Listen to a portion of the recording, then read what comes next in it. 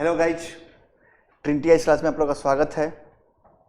आज करंट की सीरीज को आगे बढ़ाते हुए आज हम लोग PYQ सीरीज करंट के लेके आए हैं, जिसमें घटनासार, आई दृष्टि, जो करंट की घटना चक्र की आई दृष्टि आती है वो, प्लस कॉर्निकल, सभी के क्वेश्चनों को निचोड़ निकाल के हम लेके आए हैं।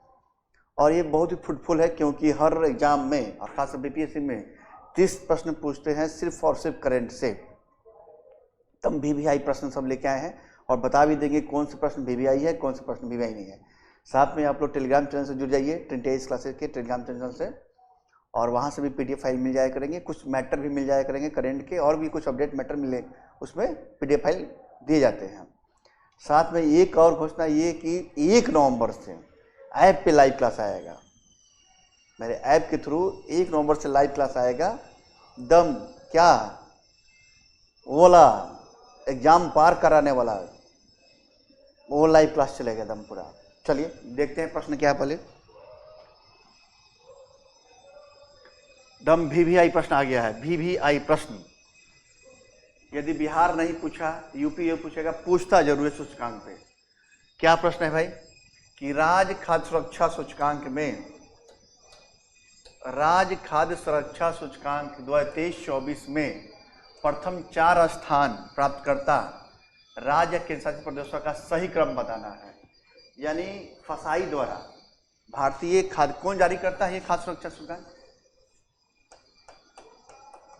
फसाई जारी करता है। यानी हिंदी में कहे भारतीय खाद्य सुरक्षा मानक प्राधिकरण, कौन? सुरक्षा और मानक प्राधिकरण द्वारा जारी किया जाता है खाद्य सुरक्षा सूचकांक। और पूछा जाता है VVI, लिख देता हूं मैं VVI, वेरी वेरी इंपॉर्टेंट। और मानक प्राधिकरण जो होता है, अधिकरण कहें, अथॉरिटी कहें इसको, इसके द्वारा जारी किया जाता है।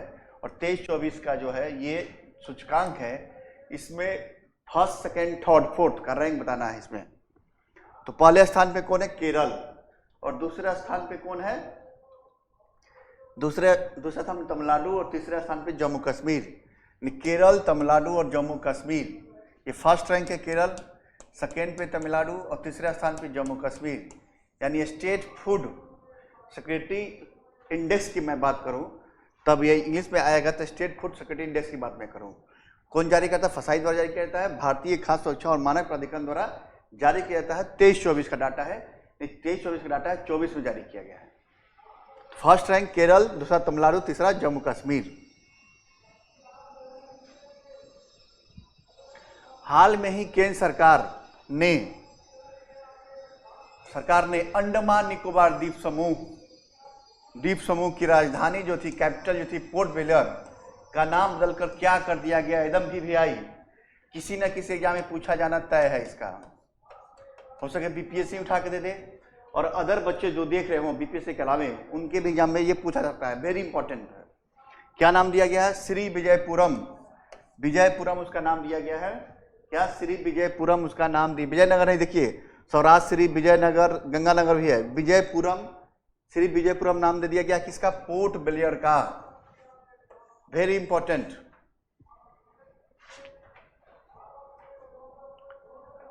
चलिए, हाल में प्रधानमंत्री नरेंद्र मोदी द्वारा गुजरात में जल संचयन जन भागीदारी पहल किस अभियान से जुड़ा है? मोदी जी द्वारा गुजरात के सूरत में एक प्रोग्राम लॉन्च किया गया, एक अभियान लॉन्च किया गया है, जल संचयन जन भागीदारी पहल किस अभियान से जुड़ा है ये बताना है, किस अभियान से। और ये एक बार सवाल पूछ चुका है इस पर, किस मंत्रालय द्वारा और कौन सा अभियान है जिससे जुड़ा हुआ है? वो क्या है? जल शक्ति अभियान, catch the run. Catch the run जो अभियान चला था जल शक्ति का, कैच द रेन का अभियान चला था, उसी से ये पहल जुड़ा हुआ है। जल संचयन, जल संचयन मतलब क्या है कि पानी को स्टोर करने की बात मैं कर रहा हूं, इसलिए कैच द रन यानी बारिश की पानी को कैच करने की बात मैं कर रहा हूं। कैच द रेन की बात है, जल शक्ति अभियान के माध्यम से किया गया है ये। और गुजरात में मोदी जी ने पहल की, अभियान की शुरुआत की है, और जुड़ा है जल शक्ति अभियान कैच द रेन से जुड़ा हुआ है। हाल में ही उत्तर प्रदेश के गोरखपुर के निम्नलिखित में से किसके द्वारा सैनिक स्कूल का उद्घाटन किया गया है? यानी गोरखपुर में एक सैनिक स्कूल है, बना है, उसका उद्घाटन किसके द्वारा किया गया है ये बताना है आपको। किसके द्वारा किया गया है ये बताना है आपको।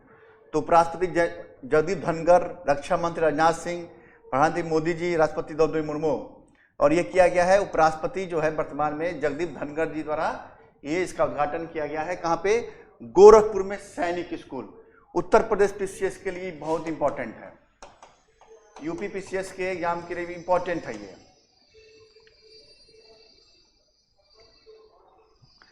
आपदा जोखिम प्रबंधन के लिए बीमा समाधान को क्रियान्वित करने वाला पहला भारत का राज्य कौन सा बन गया है? यदि आपदा जोखिम प्रबंधन होता है तो उसके लिए बीमा, भाई कौन सी राज्य जो है बीमा समाधान प्रक्रिया को लागू किया है वो बताना है। वो पहला राज्य कौन है भारत का? ये पहल करने वाला पहला राज्य कौन हुआ? तो है नागालैंड। कौन है? नागालैंड। और किस कंपनी के थ्रू हुआ है? तो भारतीय स्टेट बैंक जो है उसकी जनरल इंश्योरेंस कंपनी है, उसके साथ ये पहल की शुरुआत की गई है। जनरल इंश्योरेंस कंपनी के पहल के साथ शुरुआत की गई है और ये नागालैंड जो है पहला राज्य बन गया है जो बीमा प्रबंधन करेगा, बीमा समाधान करेगा। निम्नलिखित में से कौन सा एक एप्लीकेशन 3 नए आपराधिक कानूनों के सुचारू को क्या लागू करने के लिए, चालू करने के लिए सुनिश्चित करने हेतु शुरू नहीं किया गया है? यानी 3 नए आपराधिक कानून के लिए कुछ ऐप लॉन्च किए गए हैं, उसमें से कौन सा ऐप इसमें नहीं है बताना है। कौन सा एप्लीकेशन है, कौन सा ऐप नहीं है बताना है इसमें। इसके लिए चालू तो किया गया है 4 एप्लीकेशन, मगर इसमें से ऑप्शन 3 है, बताना है कौन नहीं है इसमें है EFIR नहीं है। तो 4 जो ऐप लॉन्च किए गए हैं वो कौन कौन से ऐप हैं जो 3 आपराधिक कानून के लिए है? पहला ई-साक्षी है, न्याय सेतु है, ई-सम्मन है 3, और चौथा जो ऐप है उसका नाम है न्याय श्रुति। न्याय सेतु तो है, ई-साक्षी है, ई-सम्मन है और ई-साक्ष एक है और ऐप है ई-साक्ष। ई-साक्ष ये 4 ऐप लॉन्च किए गए हैं किसके लिए? 3 आपराधिक कानून को डिजॉल्व करने के लिए। कोई भी कानून के माध्यम से यदि कोई समाधान करने के लिए कोई प्रक्रिया आती है तो उसको आपराधिक कानून को संचालित करने के लिए किया गया है 4 ऐप। पहला ई-साक्षी, दूसरा न्याय सेतु, ई-सम्मन और ई-साक्ष, ये 4 ऐप लॉन्च किए गए हैं। हाल ही में केंद्र सरकार ने लद्दाख में, जस्ट पिछले मंथ की घटना ये सब, लद्दाख में 5 नए जिले के गठन की घोषणा की है। में कौन सा जिला शामिल नहीं है बताना है। लद्दाख यूटी बन गया है, यूनियन टेरिटरी बन गया है, केंद्र शासित प्रदेश बन गया है। जम्मू कश्मीर लद्दाख को अलग अलग करके पुनर्गठन अधिनियम के माध्यम से अलग किया गया लद्दाख, तो उसमें 5 नए जिले शामिल कौन किए गए हैं? इसमें कौन सा जिला शामिल नहीं है? जास्कर, शोपियां, नुब्रा और चांगथांग। शोपियां तो पड़ता है जम्मू कश्मीर में, तो ये शामिल नहीं है। शोपियां जब पड़ता है जम्मू कश्मीर में, ये शामिल नहीं है। तो डिस्ट्रिक्ट 3 ही हुआ अभी तक, जास्कर, नुब्रा, चांगथांग। और 2 डिस्ट्रिक्ट कौन से हैं? एक है द्रास, एक डिस्ट्रिक्ट और है द्रास। 5 डिस्ट्रिक्ट है ना, तो पहला जास्कर, दूसरा नुब्रा, तीसरा चांगथांग और चौथा हो गया द्रास और 5वां का नाम है साम। 5वां का नाम है साम। ये 5 डिस्ट्रिक्ट जो है लद्दाख के नए बने हैं और गृह मंत्री द्वारा इसकी घोषणा की गई है।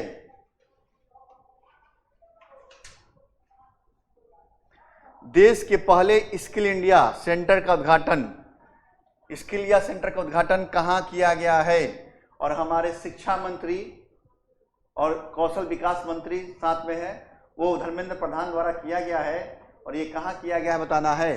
पहले देश का पहला जो होगा skill India centre, skill India centre का उद्घाटन हमारे शिक्षा मंत्री सेंटर का उद्घाटन किया गया है।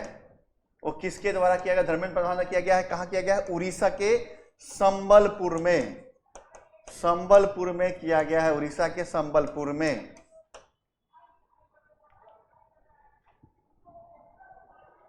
निम्नलिखित में से सही कथन का चयन करें और बताएं कि कौन सा कथन सत्य है। इसमें सही कथन का चयन करना है, राइट स्टेटमेंट। रायसीन डायलॉग पे सवाल यूपी पीसीएस लगातार पूछती जा रही है और आईएएस भी सवाल पूछा और एक बार बीपीएससी सवाल पूछा था। तो 9वां रायसीन डायलॉग 2024 का आयोजन ये भोपाल में किया गया है। ये गलत है, क्योंकि भोपाल में नहीं, नई दिल्ली में किया गया है। और रायसीन डायलॉग का जो राजनीतिक संवाद की बात की जाती है ये नई दिल्ली में की जाती है हर साल, और इस बार भी 24 का नई दिल्ली में हुआ है। और इसका 9th रायसीन डायलॉग का विषय था, थीम पूछा था एक बार, विषय यानी थीम पूछा था एक बार, चतुरंग, संघर्ष, प्रतियोगिता, सहयोग और निर्माण। ये सही है, केवल 2 सही होगा इसमें। और रायसीन डायलॉग का आयोजन कहाँ हुआ था? नई दिल्ली में हुआ था 24 का। और इसका थीम याद रखिएगा, चतुरंग, संघर्ष, प्रतियोगिता, सहयोग और निर्माण। गोरखपुर सिलीगुड़ी एक्सप्रेसवे बन रहा है, गोरखपुर सिलीगुड़ी एक्सप्रेसवे बन रहा है। इसमें कौन सा राज्य नहीं गुजरेगा, किस राज्य से नहीं गुजरेगा? गोरखपुर सिलीगुड़ी एक्सप्रेसवे किस राज्य से नहीं गुजरेगा ये बताना है आप लोगों को। तो गोरखपुर से चलेगा, यानी उत्तर प्रदेश के गोरखपुर से चलेगा, और सिलीगुड़ी पड़ता है वेस्ट बंगाल में। तो इसमें किस राज्य से नहीं गुजरेगा बताना है आप लोगों को। उत्तर प्रदेश से चलेगा, पश्चिम बंगाल जाएगा, तो बिहार भी जाएगा, बिना बिहार गए नहीं होगा, तो झारखंड से ये नहीं गुजरेगा। कहाँ से? झारखंड से नहीं गुजरेगा। उत्तर प्रदेश से स्टार्ट होगा, फिर बिहार में एंट्री करेगा, बिहार से सीधे पश्चिम बंगाल में एंट्री कर जाएगा इस एक्सप्रेसवे। हाल ही में महाराष्ट्र सरकार ने पुणे हवाई अड्डा का नाम बदल के क्या कर दिया है? पुणे हवाई अड्डा का नाम बदलकर क्या किस संत के नाम पर किया है ये बताना है। तो किसके नाम पे? संत तुकाराम के नाम पे किया है, संत तुकाराम। और महाराष्ट्र के ये संत थे, महाराष्ट्र के संत थे, संत तुकाराम के नाम पे पुणे हवाई अड्डा का नाम बदल के क्या हो गया? तुकाराम हवाई अड्डा नाम कर दिया गया है। 18वीं लोकसभा में कुल 543 सीटें पे चुनाव हुआ और महिलाएं चुन के आई। 18वीं लोकसभा कौन सी चुनाव हुई है? 18वीं लोकसभा चुनाव हुई है, इसमें 543 पे सीट पे चुनाव हुआ है। इस बार कितनी महिलाएं चुन के आई है बताना है, कितनी महिलाएं जो है चुन के आई है ये बताना है। यानी टोटल का 13.63% महिलाएं चुन के आई है। इसका आंसर हो जाएगा 74, और 74 महिलाएं जो है चुन के आई है इस बार के लोकसभा में। और महिलाओं पे फोकस किया जाता है पीसीएस द्वारा और पूछा भी जाता है प्रश्न।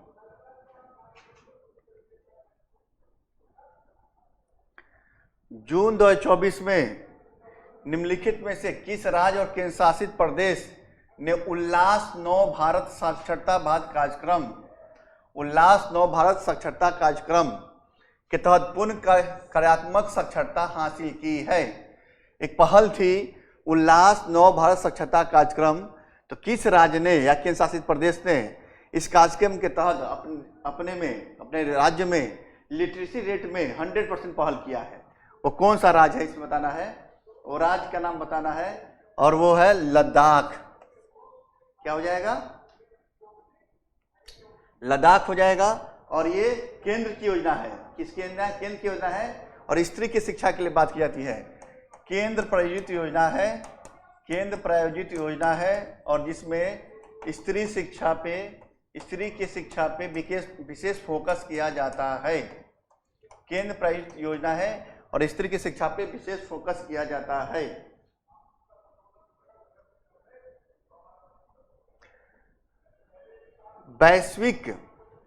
विश्व का पहला ओम आकार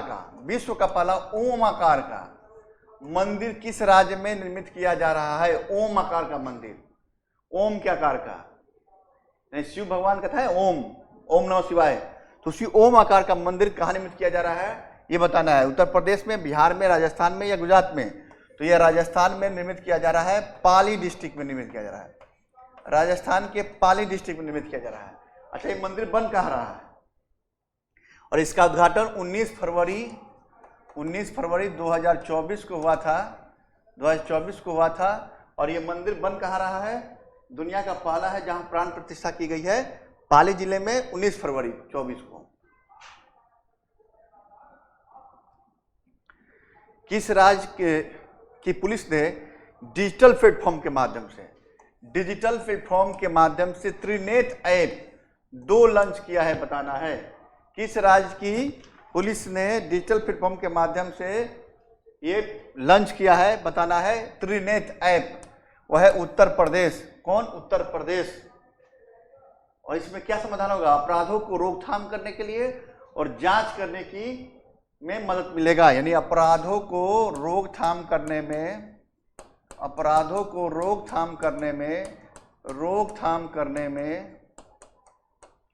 और जांच करने में मदद मिलेगा इस ऐप के माध्यम से, यानी त्रिनेत्र ऐप जांच करने में मदद मिलेगा।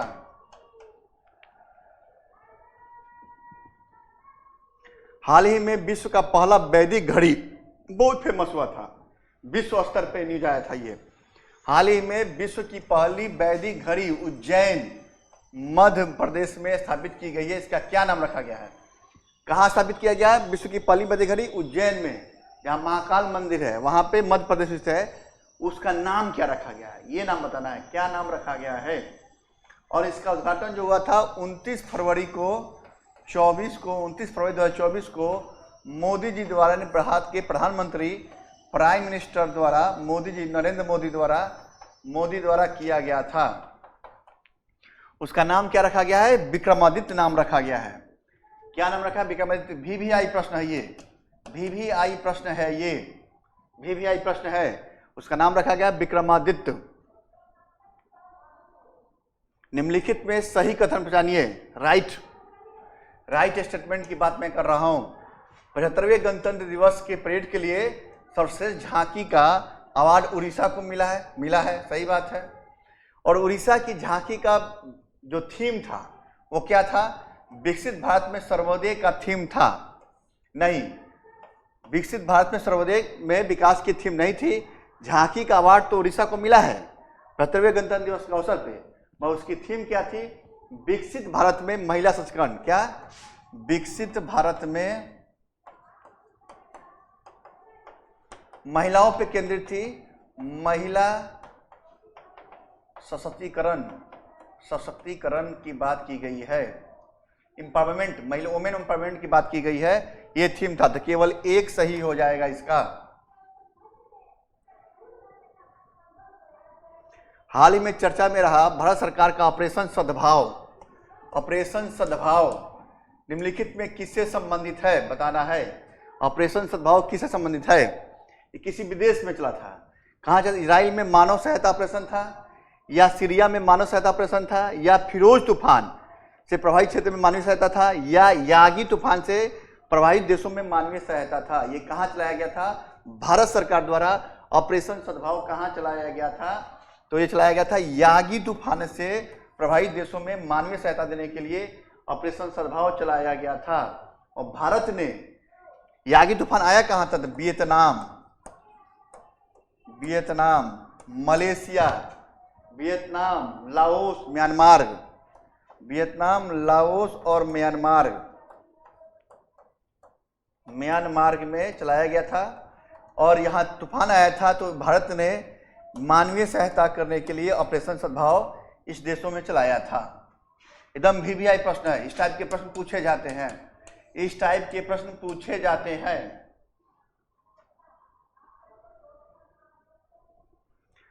हाल में ही अंतर्राष्ट्रीय सौर महोत्सव 2024 का आयोजन निम्नलिखित में किस जगह पे किया गया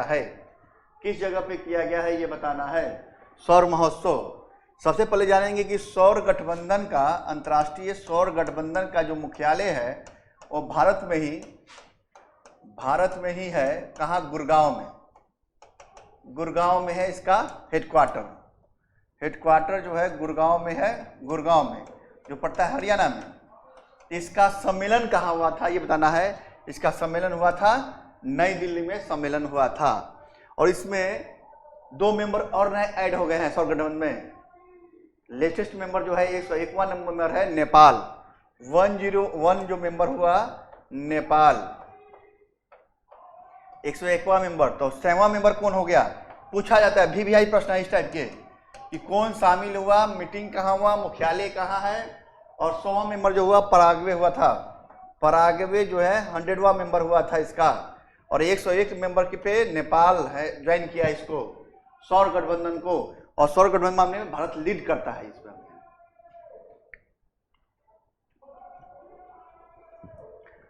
वर्ष 2024 की टाइम पत्रिका की AI क्षेत्र के विश्व के 100 सबसे बड़े प्रभावशाली लोगों की सूची में निम्नलिखित में कौन से भारतीय शामिल नहीं है? इस बार टाइम पत्रिका द्वारा 100 व्यक्ति की सूची जारी की है जो प्रभावशाली हैं, जो डोमिनेंट हैं, प्रभावशाली है, डोमिनेंट है।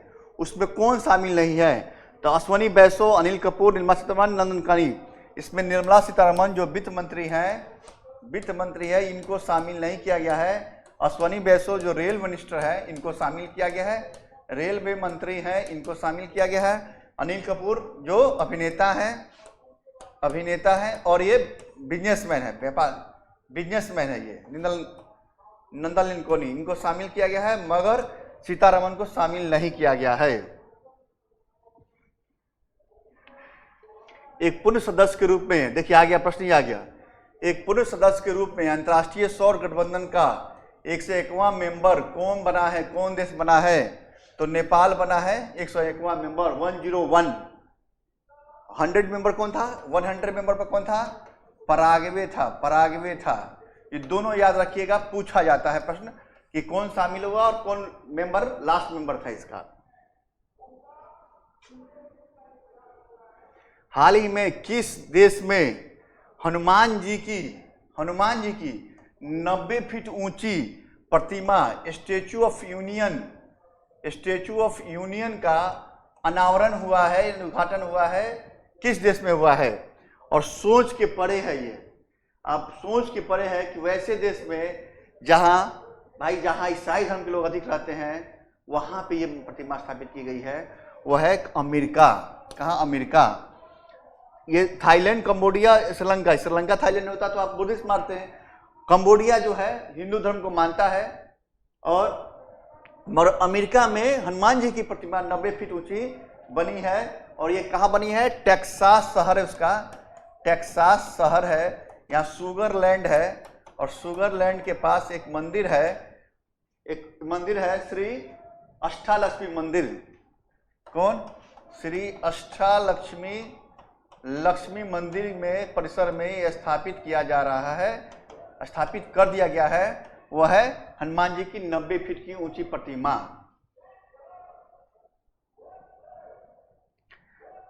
भारतीय प्रौद्योगिकी संस्थान यानी IIT Indian institute of technology Delhi ने कहां पर अपना पहला अंतर्राष्ट्रीय परिसर खोला है? कहां पे, किस देश में पहला अंतर्राष्ट्रीय परिसर खोला है IIT दिल्ली ने? वो कहां खोला है? तो वह है अबू धाबी में खोला है। कहां? अबू धाबी में खोला है अपना पहला अंतर्राष्ट्रीय परिसर IIT दिल्ली द्वारा।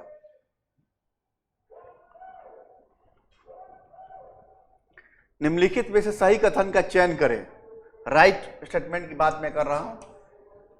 तीसरे वॉइस ऑफ ग्लोबल साउथ शिखर सम्मेलन की मेजबानी 24 में भारत द्वारा की गई है। ये स्टेटमेंट सही है, भारत द्वारा की गई है तीसरे साउथ समिट की। और इस सम्मेलन का विषय था एक सतत भविष्य के लिए, एक सतत ग्लोबल साउथ है। एक सतत क्या है? एक सतत भविष्य के लिए और एक सशक्त ग्लोबल साउथ है। ये स्टेटमेंट था। बताइए क्या होगा? दोनों सही है, ये दोनों सही है। क्या है भाई ग्लोबल साउथ? ग्लोबल साउथ के देश जितने हैं ग्लोब में, साउथ के जितने देश है जिसमें आप उन लोगों को एकजुट होना है, आपस में समन्वय की भावना बढ़ाना है, सद्भाव बढ़ाना है और अपने व्यापारिक साझेदारों को बढ़ाना है। ये ग्लोबल साउथ का मकसद है, यानी एक साथ लाने की ग्लोबल साउथ का यह अवधारणा है। और इसकी मीटिंग 24 में मेजबानी भारत की है और विषय है एक सतत भविष्य के लिए, एक सतत ग्लोबल साउथ। हाल ही में भारत ने किस देश के साथ मिलकर उत्तर प्रदेश के वाराणसी शहर में, जिले में स्वच्छ नदियों पर स्मार्ट प्रयोगशाला का अनावरण किया है किस देश के साथ मिलकर? जो वाराणसी में है, जो हमारी महात्मा गांधी प्रधानमंत्री मोदी जी की क्या है कर्म भूमि है, वहां पे स्वच्छ नदियों पे स्मार्ट प्रयोगशाला का अनावरण किया गया है। वह डेनमार्क द्वारा। कौन? डेनमार्क द्वारा।